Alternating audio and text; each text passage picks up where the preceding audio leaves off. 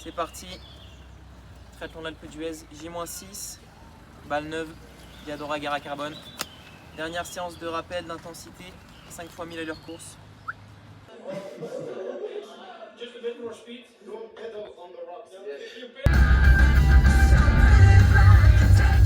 Ça se monte sur la plaque, on bosse comme ça. Attends, si, allez, ah l'enculé. Bonjour, comment allez-vous? N'hésitez pas à me faire part de votre humeur, de la journée, de la semaine, en toute franchise dans les commentaires. Quel est l'objet de cette vidéo? C'est tout simplement une description de ma course du triathlon L de l'Alpe d'Huez. Pourquoi une vidéo descriptive sur ma course? Puisque tout simplement c'est mon plus gros objectif de la saison dont je vous avais parlé précédemment. Mais également aussi pour se faire mousser un petit peu. Et puis pour vous donner quelques conseils éventuellement sur des personnes qui se lancent dans des triathlons L ou même XL, pour vous livrer un peu quelques astuces. Après 3 mois de préparation spécifique avec mon coach et mes partenaires d'entraînement du côté de Nice, des semaines aux alentours des 20 heures d'entraînement, je suis prêt à m'élancer dans ce triptyque alpestre, puisque vous allez voir, j'ai prévu 3 courses entre le 20 juillet et le 2 août. Donc tout commence le 20 juillet avec l'étape du Tour à laquelle je suis au départ à Albertville. Je me suis levé très tôt le matin, je suis en forme, bien affûté, je suis prêt. Première ligne, vraiment bien placée, ça part, tout se passe très bien. Et là, juste avant la première bosse, j'essaie de changer les vitesses, ça passe plus. Le dérailleur, le DI2 fait un bruit bizarre, impossible de changer les vitesses. Obligé d'abandonner malheureusement et d'aller réparer le vélo au plus vite, puisque 10 jours plus tard, nous avons le triathlon L de l'Alpe d'Huez, je vous le rappelle.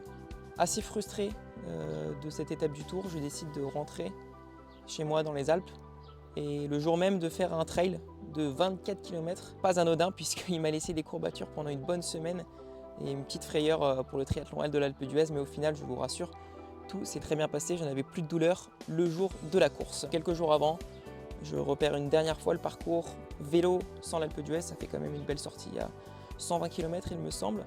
Mais les derniers jours, relax, le dimanche je vais récupérer mon dossard, sachant que la course est le mercredi, ça me laisse un peu de marge.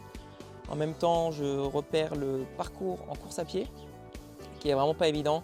C'est un petit chantier quand même, il n'y a pas 1 mètre de plat, des parties un peu en trail avec des graviers, un peu de route, ça monte, ça descend. Bref, c'est jamais plat, mais c'est ce que j'aime. C'est le jeudi. Je fais ma dernière séance d'intensité à pied, 5 x 1000 mètres à l'allure à peu près visée, entre 3,50 et 4 au kill. Une allure théorique, bien sûr adaptée en fonction du parcours. Si ça avait été tout plat, ça aurait été mon allure. Maintenant, il y a quand même des montées et des descentes. Au niveau de l'effort, c'est à peu près ce qui m'attendra. Puis après, lundi, une petite sortie vélo, un petit rappel d'intensité. Et donc on arrive au jour de la course, tout est prêt. Je peux compter sur mes amis qui me soutiennent et m'accompagne pendant la course. Donc il m'emmène déjà au départ au lac du Vernet. Tout est prêt, mon ravito est prêt. J'utilise, comme vous le savez, les produits NAC. Donc je vais avoir le gel et la boisson que j'ai mis dans les bidons. Vous pouvez voir, j'ai fait une petite fiche sur mon vélo pour avoir mes puissances en fonction des cols établies au préalable avec mon coach pour pouvoir bien gérer l'effort et bien courir derrière. Et en même temps, en fonction des parties, j'ai également établi ma stratégie nutritionnelle avec N pour les gels NAC, CAF pour un gel caféiné et B pour une barre. Sur des parcours comme ça, moi j'aime bien en tout cas alterner les gels et les barres pour pas être écœuré au bout d'un moment. Je dépose mon vélo dans le parc à vélo le matin même. Je laisse par la même occasion mon sac de course à pied avec mes chaussures et tout le matériel dont j'aurai besoin. Et mon sac d'affaires personnelles également qui me sera remis en haut à l'arrivée à l'Alpe d'Huez. Donc je suis prêt à sauter dans le lac du Vernet. C'est un rolling start assez particulier puisque nous avons 3 sas, niveau avancé, intermédiaire, débutant, si on peut dire comme ça. Je ne suis pas le meilleur nageur, honnêtement, mais je me mets quand même dans le sas avancé pour partir avec les meilleurs, pour avoir le chrono qui se lance en même temps, voilà, pour pas être trop gêné par d'éventuels nageurs qui seraient plus lents que moi. 9h25, les athlètes élites sont appelés à aller dans l'eau. Voilà, ils avancent d'une 50aine de mètres par rapport au rivage. Nous restons sur le sol. Et à 9h30, départ pour tout le monde. Donc les athlètes élites partent en même temps que nous. Nous descendons dans le lac du Vernet. Donc c'est parti pour 2200 mètres de natation. Clairement pas mon point fort. Je le sens dès le début, même si pourtant Cette année, j'avais fait beaucoup d'eau libre, j'avais essayé de nager de manière régulière, hein, mais honnêtement, c'était pas assez. 2-3 séances semaine, c'est pas assez pour progresser et même pour maintenir un niveau, c'est pas l'idéal. Même si le dernier mois, on faisait au moins 2 séances par semaine en eau libre, je me sentais pas super, j'avais pas les bons appuis, je prenais pas d'eau, je me faisais doubler au début forcément. Je l'ai pas très bien vécu, mais j'ai pas arrêté de me répéter, ça va être une journée longue. La natation, c'est rien par rapport à tout ce qui t'attend après. Voilà, c'est une grosse demi-heure, 40 minutes dans l'eau. Par rapport à ce qui m'attend après, c'est rien du tout. J'ai pas arrêté de me dire ça pour me rassurer. Au final, ça a été long, certes, mais je ne l'ai pas trop mal vécu. Mais c'est clairement un point à améliorer pour ma part. Ça peut être aussi un de mes conseils, c'est que vraiment, la natation, si ce n'est pas votre point fort, rappelez-vous que la journée va être longue et que ça va passer. Il faut penser à la récompense qui est de prendre le vélo, surtout moi qui adore le vélo. On sort de l'eau, je sors en 38 minutes, à peu près à la 400e place. Donc c'est parti pour la remontada, la fameuse. J'ai mes watts, je sais quoi faire, j'ai juste à appliquer la stratégie, c'est rien de compliqué. Donc je m'élance sur la partie vélo.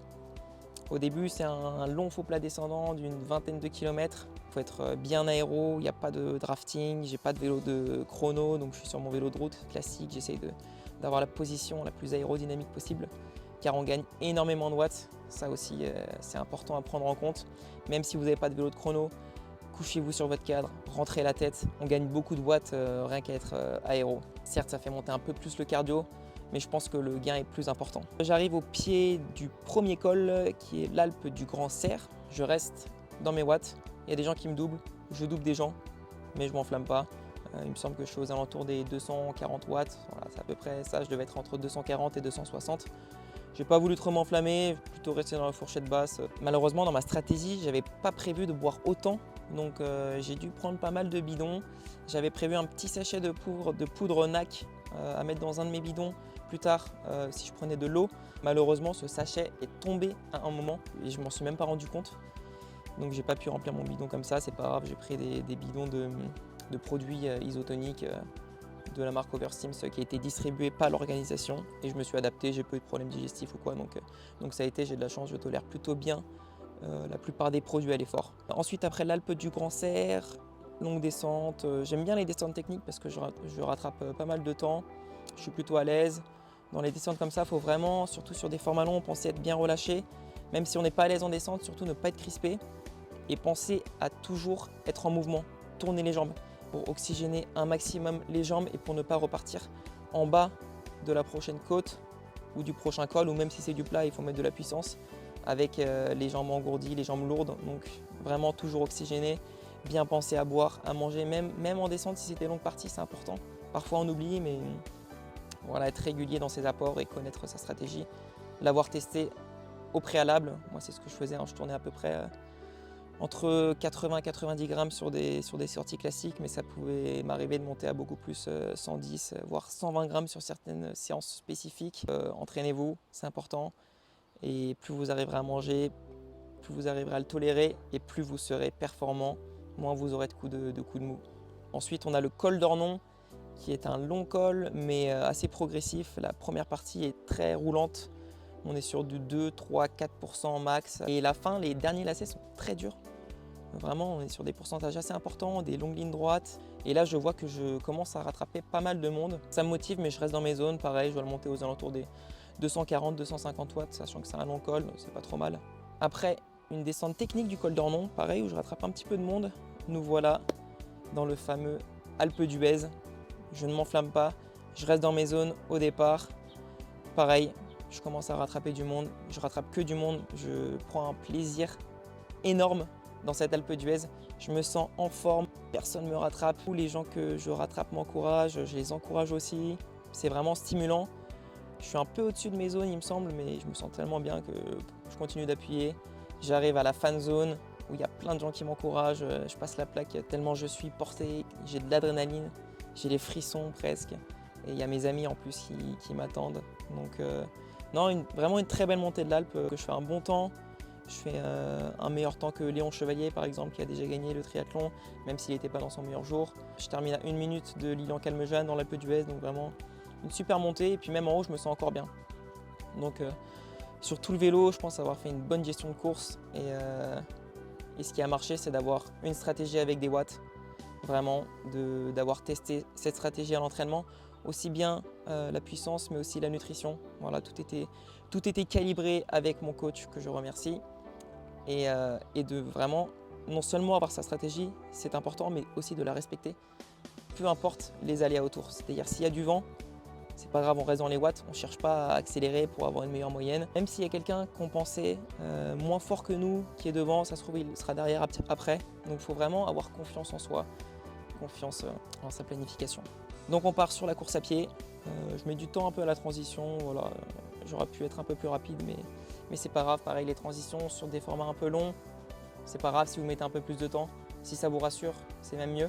3 boucles, vingtaine de kilomètres, 60 D+ en tout. Je pars vraiment sereinement sur les formats longs en course à pied. Ne vous emballez pas, ne partez pas trop vite et adaptez en fonction du parcours, de la chaleur. S'il fait plus chaud, il faut clairement réduire en termes d'allure par rapport à vos prédictions. Avec le parcours pareil, moi je pensais que j'allais courir à 4 au kill. Au final, pas du tout. Je pars le premier tour, je suis à 4,30. Mais pas de souci. Je me dis, prends ton temps et puis si tu te sens bien dans les 2 derniers tours, tu pourras accélérer progressivement. C'est ce que j'ai fait. En plus, premier tour, je me sentais pas très bien. J'avais un petit point de côté. Mais au fur et à mesure, j'essayais de boire, de m'alimenter. Je m'alimentais un peu moins que sur le vélo. En course à pied, c'est plus dur. J'essayais de bien respirer, de poser ma foulée, d'être technique, sans regarder l'allure.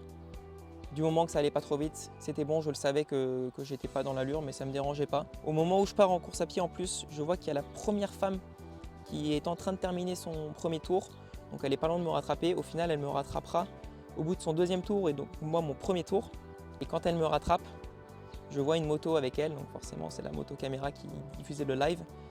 C'était pour Canal+, j'ai demandé au caméraman.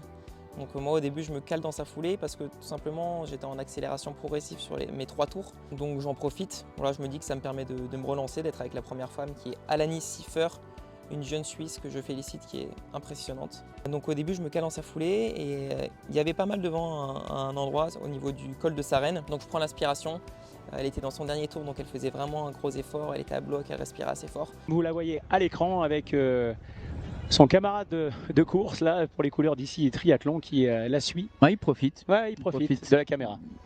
Ouais, de Aussi. l'aspiration de la caméra. Après, bon, s'ils sont Mais il sur a le même raison. rythme, Il a raison, c'est il a pas de raison. sa faute. Moi je me sentais encore bien donc j'essaie de passer devant pour pareil lui filer un petit coup de main. Je profite aussi de la caméra, de la moto, on va pas se mentir, hein, je vis un peu pour les caméras. Ah, notre compère de ici, du club de triathlon d'ici les Moulineaux, il prend son relais quand même. Monsieur Lemoyle, c'est marqué sur la trifonction. Ouais. Il est passé devant, effectivement. Et il fait une belle course hein, parce que pour suivre à la Nice, c'est ça. même pour un mec, ça va vite, évidemment. Ça m'a vraiment boosté même si je l'étais déjà. Et donc à partir de ce moment-là, il me restait un tour et demi et je commence à rattraper pas mal de monde. Pareil, je suis en accélération progressive. Le dernier, je lâche les chevaux. J'ai mes potes qui sont là pour me soutenir en plus, donc je dois le faire autour des 4-10. Enfin bref, peu importe l'allure, je me sentais bien, je rattrapais plein de monde. Ça faisait plaisir et on arrive sur cette fameuse ligne d'arrivée. Il me montre en live en plus, donc franchement que du positif. J'ai adoré cette course, je peux que vous la recommander. Le parcours à vélo est juste dingue, on en prend plein la vue pendant tout le parcours. Si on est à l'aise en plus et qu'on ne subit pas trop, on a le temps d'en profiter un petit peu. Bon, tout est relatif, profiter, mais c'est vraiment une superbe course. Il y a un très très gros niveau, je ne m'attendais pas à avoir un aussi gros niveau. Au final, je termine 92e au général, 86e homme et 6e de ma catégorie, donc des 20-24 ans. Honnêtement, je suis très content de ma performance. J'ai donné le meilleur de moi-même. Je pense que j'ai géré de la meilleure façon possible. C'est la meilleure place que j'aurais pu faire ou quasiment. En revanche, je suis tellement étonné de la densité. Je pensais être mieux classé avec ma performance. Peut-être un léger manque de lucidité de ma part ou tout simplement le niveau est ahurissant. En tout cas, félicitations à tous les finishers de cette course. Vous pouvez être fiers de vous parce que c'est un sacré chantier. Donc au final, je mets 6h46. Niveau température, on a vraiment eu de la chance parce qu'on n'a pas eu trop chaud, ça tapait pas trop, le soleil était plutôt clément ce jour-là, température de l'eau pareil, idéale. Franchement, une superbe expérience, ça me donne envie de continuer sur des formats longs. Si vous avez la moindre question, n'hésitez pas à me la poser dans les commentaires, j'y répondrai avec grand plaisir. En tout cas, moi, je vais me focaliser sur mes prochains objectifs.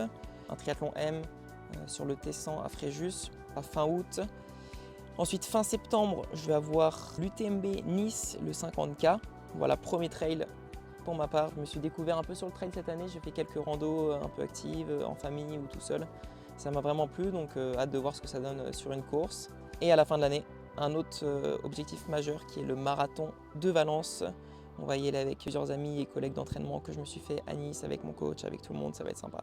Le but, bien sûr, est d'aller chercher un RP sur marathon, 2h50 que j'avais fait au marathon pour tous à Paris 2024. Je vous souhaite à tous une très bonne réussite dans chacun de vos projets, qu'ils soient sportifs ou personnels ou professionnels. En tout cas, merci à tous d'avoir visionné cette vidéo et à la prochaine. Tchuss. Hop là, un petit jus de brocoli. Tu vas te bûche quand on va arriver. Pour limiter le lactate. Tu vas limiter la... Merci Nomio. Tu vas limiter l'acidité là. Attention, il y a des bières, attends. Ah, qu'est-ce que c'est salé. Pas si mal. Non, si en vrai c'est pas très bon. Mais c'est déjà meilleur. C'est déjà meilleur que les premières fois que je le prenais. C'est avec le brocoli. Tu sens pas trop le brocoli. Ah oui. C'est tellement condensé, je crois qu'il y a c'est genre l'équivalent d'une vingtaine de brocolis condensés.